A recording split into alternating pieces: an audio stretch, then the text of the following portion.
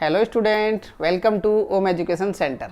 आज हम स्टार्ट करने वाले हैं 10th क्लास की मैथ का चैप्टर नंबर 3, यानी कि दो चर वाले रैखिक समीकरण युग्म। ठीक है स्टूडेंट, अगर इससे पहले यानी कि चैप्टर नंबर 1 और चैप्टर नंबर 2 अगर आपने नहीं देखा है तो आप मेरे इस चैनल को सब्सक्राइब कर लें और इस चैनल पर जाकर आप सभी वीडियोस देख सकते हैं। तो चलिए शुरुआत करते हैं इस चैप्टर की और इसमें देखेंगे दो चर वाले रैखिक समीकरण युग्म। तो पहले थोड़ा सा इसमें बता दें कि दो चर वाले समीकरण युग्म होते क्या हैं। ठीक है, जैसे फॉर एग्जांपल यहाँ आपको बता दूं, जैसे 5x + 3y = 15। ठीक है, ये तो यहाँ पे आपको दो चर संख्याएं आ रही हैं, एक x है और एक y है। तो इस तरह के समीकरण आपके सामने इस चैप्टर में आने वाले हैं। तो स्टूडेंट देखिए इन जितने भी समीकरण बनेंगे इसको किस प्रकार से सॉल्व करते हैं। चलिए स्टार्ट। तो स्टूडेंट स्टार्ट करते हैं ये थर्ड चैप्टर और इसकी एक्सरसाइज नंबर 3.1। ठीक है, यानी कि थर्ड चैप्टर दो चर वाले रैखिक समीकरण युग्म और इसकी एक्सरसाइज नंबर है 3.1। इसका फर्स्ट क्वेश्चन देखेंगे हम। क्वेश्चन 1, आफताब अपनी पुत्री से कहता है कि 7 वर्ष पूर्व मैं तुमसे 7 गुनी आयु का था, अब से 3 वर्ष बाद मैं केवल 3 गुनी आयु का रह जाऊंगा। मैं तुमसे केवल 3 गुनी आयु का रह जाऊंगा। इस स्थिति को बीजगणितीय एवं ग्राफी रूप में व्यक्त कीजिए। ठीक है, यानी कि इसको हमें बीजगणितीय से यानी समीकरण में बना के बताने हैं और इसको ग्राफी रूप में भी हमें बताना है। ठीक है, तो चलिए इसको जो है शुरुआत करते हैं इस क्वेश्चन की और सॉल्व करते हैं इसको। ठीक है, देखिए सबसे पहले इसको मान लें कि सबसे पहले जब भी इस तरह के क्वेश्चन आए तो उसमें हमेशा दोनों की आयु जो है वो वर्तमान आयु मान लेनी चाहिए। जैसे यहाँ पर माना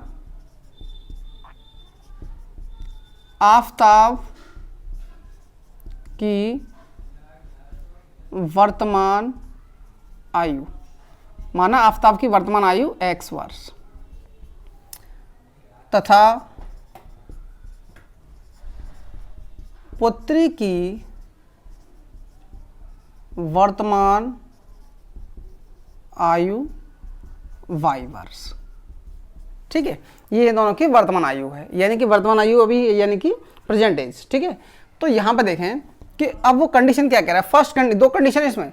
फर्स्ट कंडीशन में कहता है कि अब से 7 वर्ष पूर्व में तुमसे 7 गुनी आयु का था और अब से 3 वर्ष बाद। फर्स्ट कंडीशन केवल ये, तो फर्स्ट कंडीशन को लेकर चलेंगे, यानी कि इसको ले लें केस फर्स्ट या कंडीशन फर्स्ट। ठीक है, case first according to the question. तो केस फर्स्ट कह रहा है कि 7 वर्ष पूर्व मैं तुमसे 7 गुनी आयु का था। तो यहाँ पे दोनों की देखेंगे कि 7 वर्ष पूर्व की आयु, यानी कि जब आफताब अभी x वर्ष है, आफताब की आयु 7 वर्ष पूर्व, यह लिखते हैं 7 वर्ष पूर्व।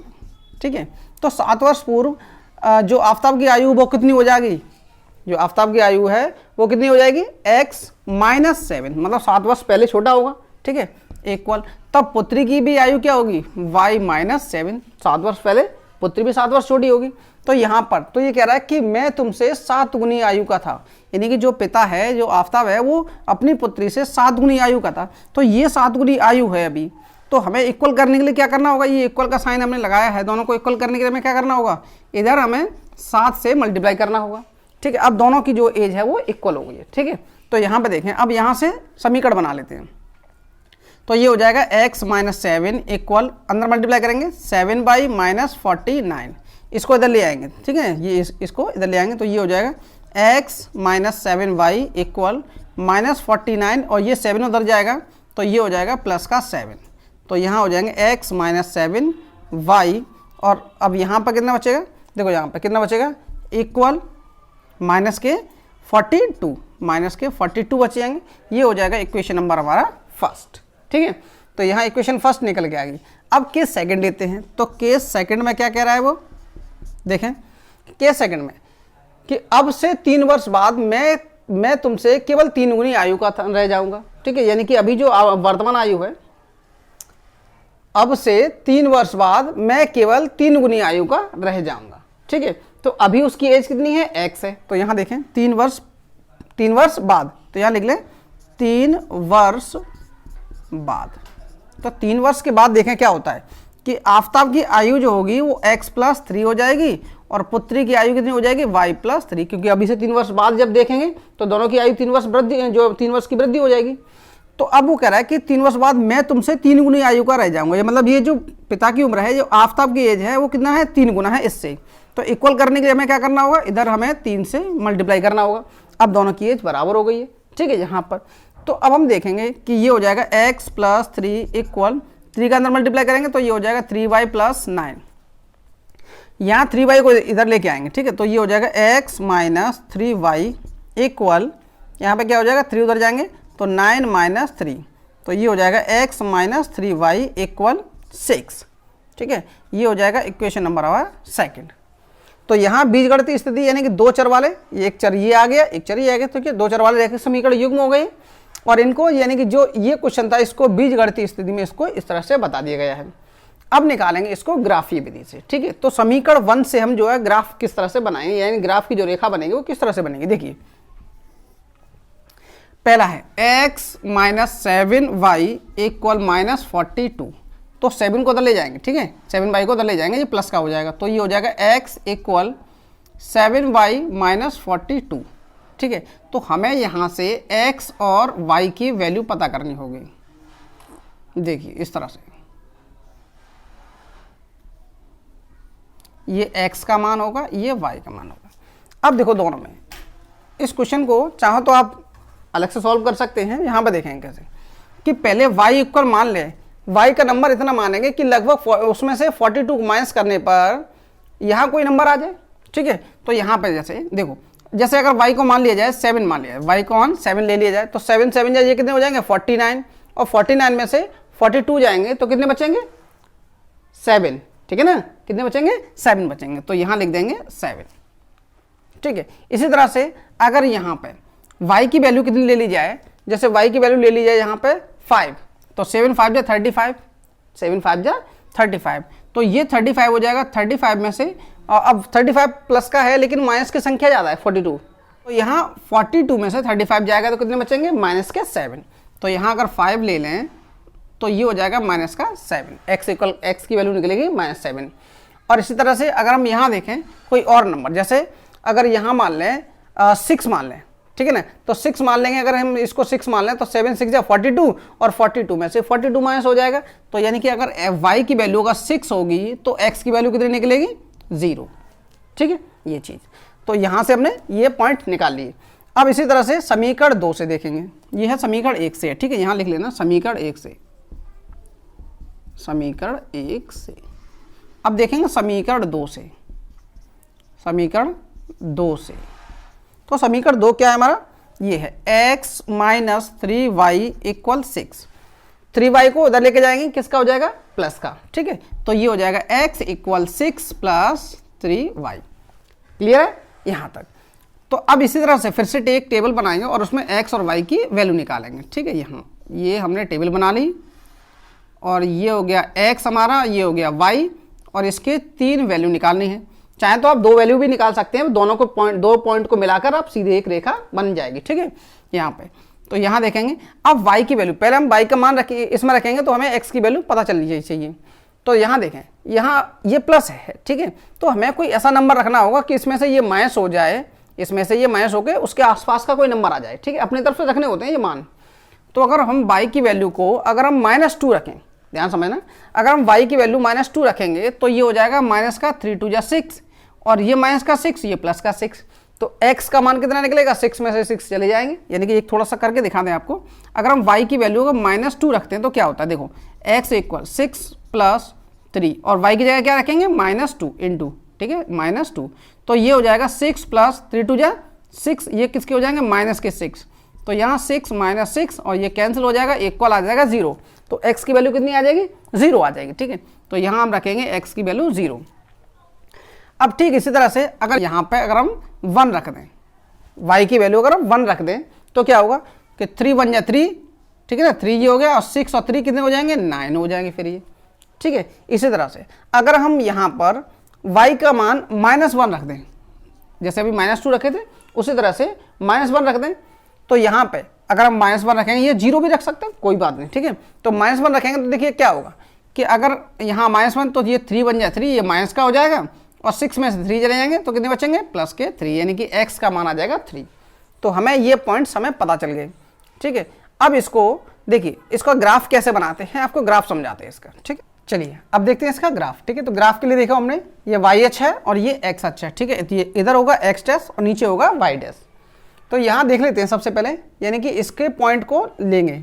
तो इसके पॉइंट देखिए कैसे कैसे होंगे, यानी कि x का 7 और y का 7। पहले यहाँ लिख लेते हैं।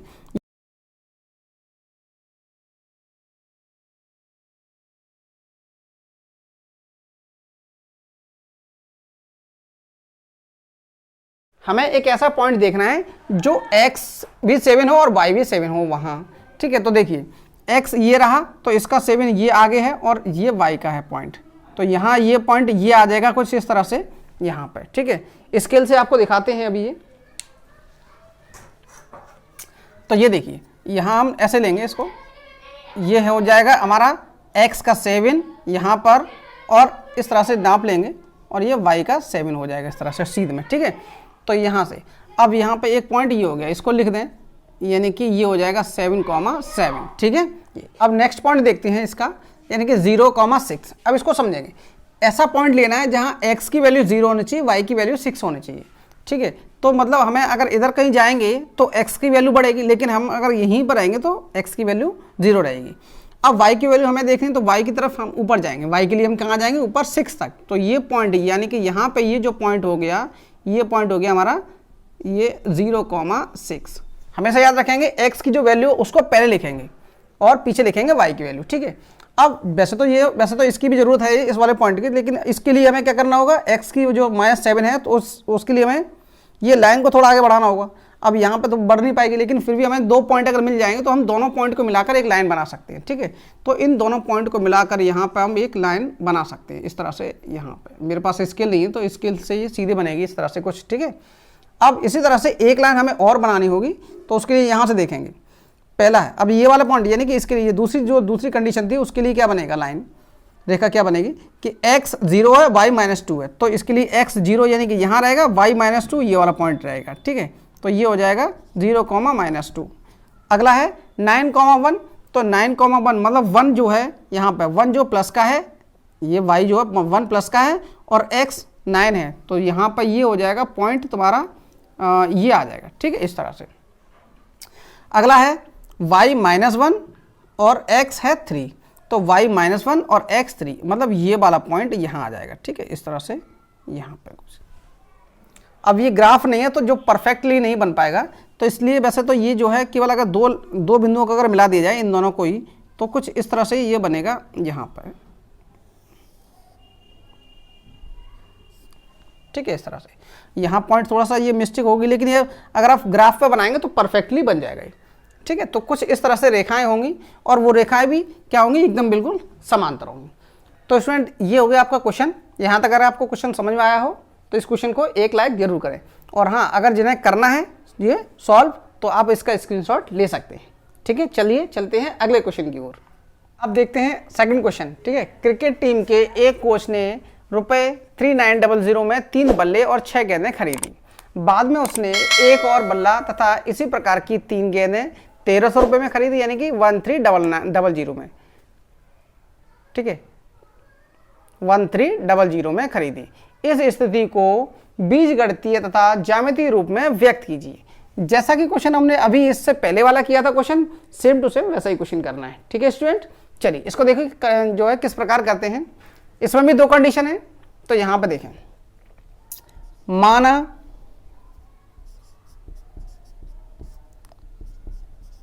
एक बल्ले का मूल्य इक्वल x रुपए। ठीक है, माना एक बल्ले का मूल्य कितना है, x रुपए, तथा एक गेंद का मूल्य है y रुपए। ठीक है, तो इसी तरह से फर्स्ट कंडीशन ये बनेगी, according to the question case first. तो केस फर्स्ट में क्या है कि 3 बल्ले और 6 गेंदें खरीदी उसने। तो यहां हो जाएगा एक बल्ले की कीमत x रुपए है, तो 3 बल्ले की हो जाएगी 3x प्लस 6 गेंदें, यानी कि एक गेंद की कीमत है y, तो 6 गेंदों की कीमत हो जाएगी 6y, और दोनों को मिलाकर कितने हैं 3900। ये हो जाएगा हमारा इक्वेशन नंबर फर्स्ट। और अगर इसको चाहे तो इसमें से कॉमन लेना चाहे तो कॉमन लेके इसको आगे भी बढ़ा सकते हैं, दोनों में से देखो 3 कॉमन मिल जाएगा, तो ये हो जाएगा हमारा x प्लस 2y इक्वल, यहाँ पे x plus 2y equal 3900। 3 multiply का नंबर है, डिवाइड में चला जाएगा, तो ये हो जाएगा हमारा x प्लस 2y इक्वल 3 से ये कैंसिल हो जाएगा, 3 1 जा 3 और ये हो जाएगा 3 3 जा 9, ये 00। ठीक है, इस तरह से इसे हम ले लेंगे इक्वेशन फर्स्ट। अब देखते हैं इसका केस सेकंड। ठीक है, तो केस सेकंड, ठीक है, तो केस सेकंड, चलो अब देखते हैं इसका केस सेकंड। तो केस सेकंड इसका है क्या, देखिए एक यहाँ से कह रहा है कि बाद में उसने एक और बल्ला तथा इसी प्रकार की 3 गेंदें, सॉरी यहाँ पे ये 2 गेंदें, थोड़ी सी क्वेश्चन में मिस्टेक हुई है तो इसको सही करना। ठीक है, ये 2 गेंदें 1300 रुपये में उसने खरीदी।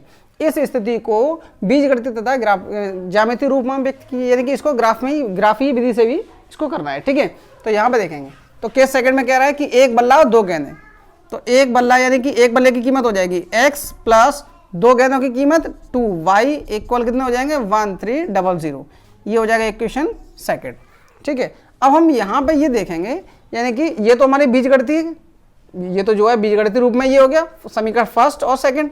अब इसको ग्राफी विधि से हल करने के लिए क्या करना होगा हमें कि इसको जो है इसके पॉइंट निकालने पड़ेंगे। ठीक है, तो पॉइंट कैसे निकालते हैं, समीकरण 1 से देखेंगे हम, समीकरण 1 से। तो समीकरण 1 से देखें, समीकरण 1 से यहाँ पर देखेंगे, ये हमारा x, ये है y। ठीक है, ज़्यादा नहीं, इसके केवल 2 पॉइंट निकाल ले बस केवल। ठीक है, 3 निकालने की जरूरत नहीं, केवल 2 ही पॉइंट निकालेंगे इसके। ठीक है, तो यहाँ पे अब देखिए समीकरण हमारा 2 ये है, तो यहाँ पे हम इसको ऐसे करेंगे कि x plus 2y, x plus जो 2y है ये 2y उधर जाएगा तो माइनस का हो जाएगा, तो ये हो जाएंगे इक्वल 1300 माइनस 2y। ठीक है, अब यहाँ पे देखें कि x इक्वल यहाँ पे हो जाएगा, अगर हम y की वैल्यू 4 रख दें, ठीक है, तो 4 2 8, यानी कि ये हो जाएगा, देखो 400 रख दें तो 1300 माइनस 2 इंटू वाई की वैल्यू कितनी रख दें 400, तो ये हो जाएगा 1300 माइनस 4 टू जा 800, तो इक्वल ये हो जाएंगे 500। तो यहाँ पे लिखेंगे हम, यानी कि y की वैल्यू अगर 400 रखते हैं तो x की वैल्यू 500 आती है। ठीक है, इसी तरह से अगर हम यहाँ पे इसी में देखें कि अगर हम y की वैल्यू कितना रख दिए है, 4 की जगह अगर 5 रख दिए है 500। ठीक है, तो यहाँ अगर हम 500 रख दें तो ये हो जाएगा 5 टू जा 10, यानी कि 1000, और 1000 वैसे यहाँ पे 1300 में से 1000 जाएगा तो ये आ जाएंगे 300, तो यहाँ x की वैल्यू आ जाएगी 300।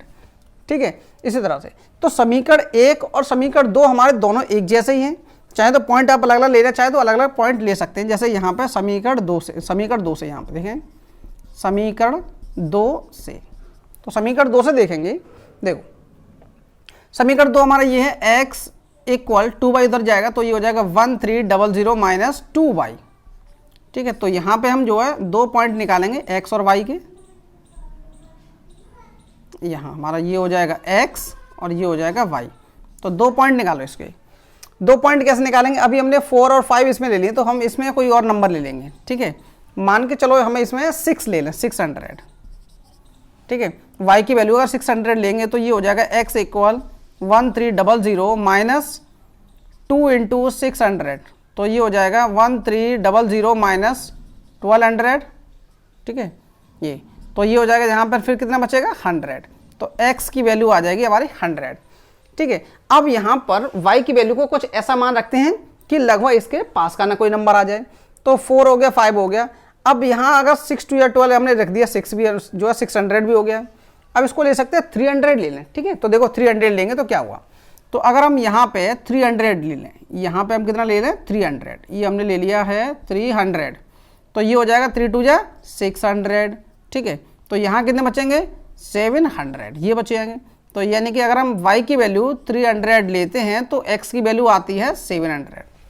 तो इस तरह से यानी कि यहाँ हमें पॉइंट मिल गए। अब इसको बनाएंगे ग्राफ। ठीक है, तो ग्राफ देखेंगे किस तरह से इसका ग्राफ बनाते हैं।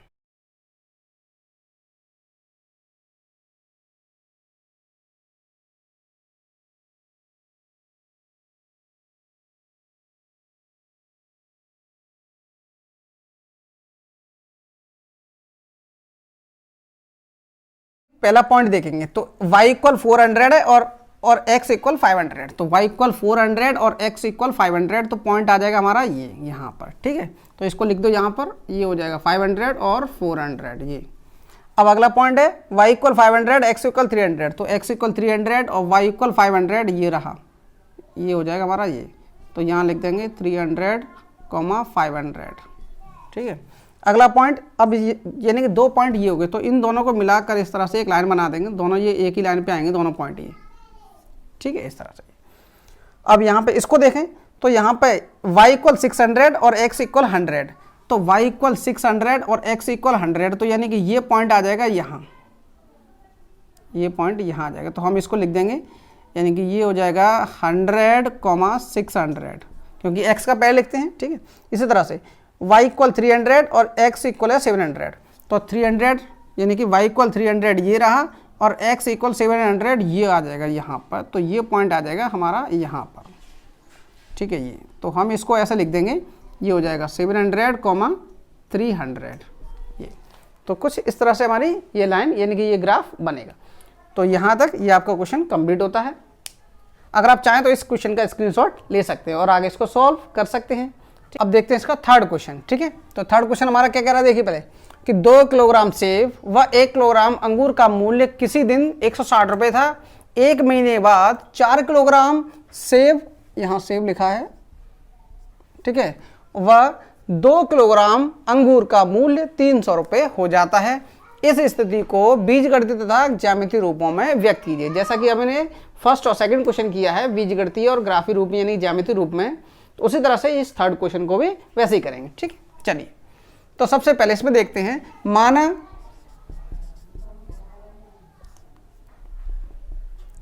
1 kg यानी कि 1 किलोग्राम, पहले क्या दिया है सेब, 1 किलोग्राम सेब का मूल्य इक्वल x रुपये है, ठीक है, x रुपये है, ठीक है, तथा 1 किलोग्राम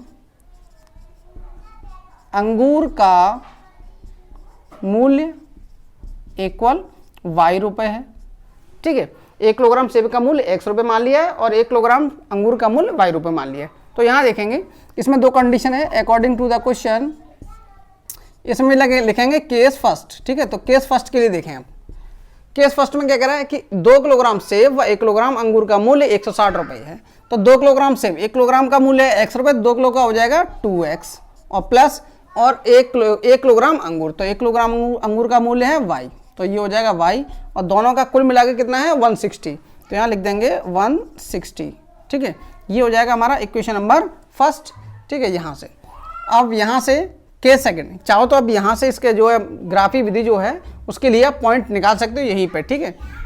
तो यहाँ देखें केस सेकंड देखेंगे इसका, तो केस सेकंड में क्या कह रहा है कि यहाँ पे 1 महीने बाद 4 किलोग्राम सेब व 2 किलोग्राम अंगूर का मूल्य 300 रुपये हो जाता है। तो 4 किलोग्राम सेब यानी कि 1 किलोग्राम का x है, तो ये हो जाएगा 4x प्लस 2 किलोग्राम अंगूर का मूल्य यानी कि ये हो जाएगा 2y और इक्वल हो जाएंगे 300, ठीक है। इसमें से 2 कॉमन ले सकते हैं यानी कि पूरे समीकरण में 2 से भाग देने पर, तो ये हो जाएगा 2x प्लस y इक्वल 150। तो इसे हम लिखेंगे इक्वेशन नंबर सेकंड, ठीक है। अब यहाँ से हम देखें, ये तो हो गया हमारा कौन सा रूप, बीजगणितीय रूप में, समीकरण 1 और समीकरण 2। अब इसके बाद हम देखेंगे ज्यामितीय रूप में, ठीक है। तो ज्यामितीय रूप में इसके लिए क्या करना होगा, हमें पॉइंट निकालने होते हैं। तो यहाँ देखिए यानी कि समीकरण 1 से, तो समीकरण 1 से पॉइंट जब निकालेंगे तो यहाँ पर देखें समीकरण 1 हमारा ये हो जाएगा कि 2x और y उधर जाएगा तो माइनस का हो जाएगा इक्वल y या माइनस का y यानी कि 160 माइनस y और 2 जो मल्टीप्लाई का नंबर है वो कहाँ चला जाएगा डिवाइड में, तो x इक्वल हो जाएगा 160 माइनस y अपॉन 2। तो यहाँ से हम x की वैल्यू निकालेंगे, ठीक है, x और y की वैल्यू निकालेंगे। तो यहाँ देखेंगे ये x और ये है y, ठीक है। तो 2 वैल्यू निकाल लो बस केवल। तो देखो y की वैल्यू कुछ ऐसी वैल्यू निकालनी है आपको, y की कुछ ऐसी वैल्यू निकालनी है जो 160 में से माइनस करने पर 2 से कैंसिल हो जाए। तो यहाँ पे जो है नंबर रख लो, यानी कि अगर देखो अगर नंबर यहाँ रखें कि 80, ठीक है, यानी कि y इक्वल अगर हम 80 रख लें तो यहाँ पे कितने हो जाएंगे 80 और 2 का डिवाइड उसमें करेंगे तो ये हो जाएंगे फिर 40।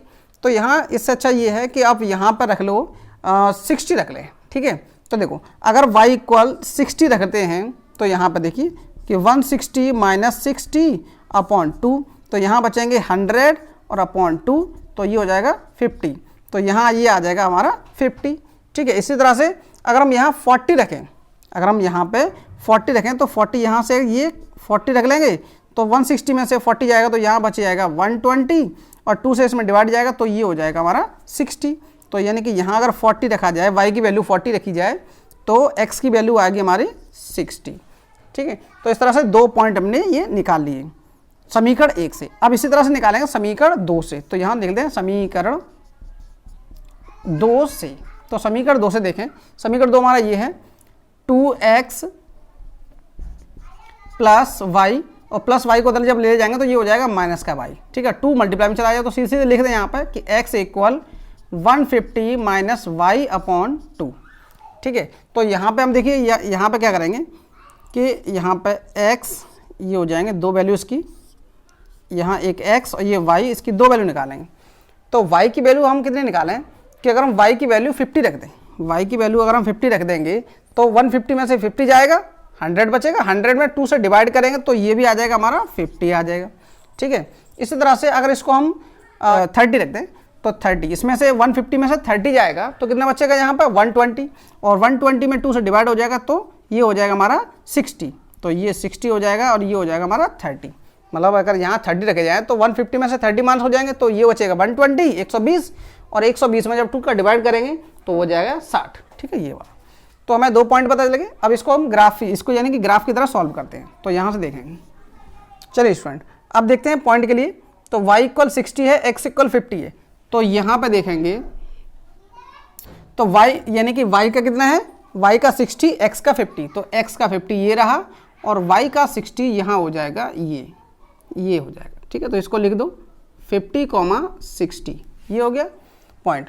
और दूसरा है y 40 x 60, तो y 40 है और x 60 है, तो y 40 ये रहा और x 60 हमारा ये रहा, तो पॉइंट हमारा हो जाएगा ये यहाँ पर। ठीक है, तो इसको हम लिखेंगे 60, 40। तो दोनों को मिलाकर इस तरह से दोनों को मिलाएंगे ये एक लाइन बन जाएगी पूरी इस तरह से। ठीक है, ये यहाँ पर पूरी इस तरह से ग्राफ में बन जाएगी। और अब देखेंगे इस वाले को, यानी कि इससे कौन सी लाइन बनेगी। तो यहाँ x भी 50, y भी 50, तो x 50 और y 50 की दोनों की पॉइंट ये जो बनेगी वो पॉइंट यहाँ निकल के आएगा, ये रहा। थोड़ा सा इसे यहाँ कर दें ये। ठीक है, तो इसको लिख दें 50, 50। दूसरा है 60, 30, तो 60 ये रहा और 30 ये है हमारा, 30 ये हो जाएगा। तो 60 यहाँ पर लिख देंगे, ये हो जाएगा। ठीक है, अब इन दोनों को इसको थोड़ा सा नीचे लिख दें यहाँ पर 50, 50 ये वाला पॉइंट है। तो दोनों को जब इन दोनों को मिलाएंगे तो कुछ इस तरह से ये लाइन बन जाएगी और ये हो जाएगा 60, 30। ठीक है, तो इस तरह से यानी कि समांतर रेखाएं बन जाएंगी। तो यहाँ पर ये वाला क्वेश्चन भी आपका फिनिश होता है। ठीक है, आप चाहें तो इसका भी स्क्रीनशॉट ले सकते हैं। ठीक है, तो स्टूडेंट अगर ये वीडियो आपको अच्छा लगा हो तो इस वीडियो को लाइक ज़रूर करें। और हाँ स्टूडेंट, अगर आपको इन क्वेश्चनों में या इसके अलावा कोई मैथ के और क्वेश्चन में अगर कोई आपको डाउट है तो आप मुझे कमेंट बॉक्स में कमेंट करके पूछ सकते हैं। और ये वीडियो अगर आपको अच्छा लगा हो तो इस वीडियो को लाइक ज़रूर करें, और साथ ही साथ अगर आप इस चैनल पर पहली बार आए हैं तो इस चैनल को सब्सक्राइब कर लें और इसी के साथ घंटी का बटन भी दबा लें, जिससे आने वाले वीडियो की नोटिफिकेशन आपको बिना किसी रुकावट के प्राप्त होते रहें। मिलते हैं अगली वीडियो में, तब तक के लिए बाय, टेक केयर।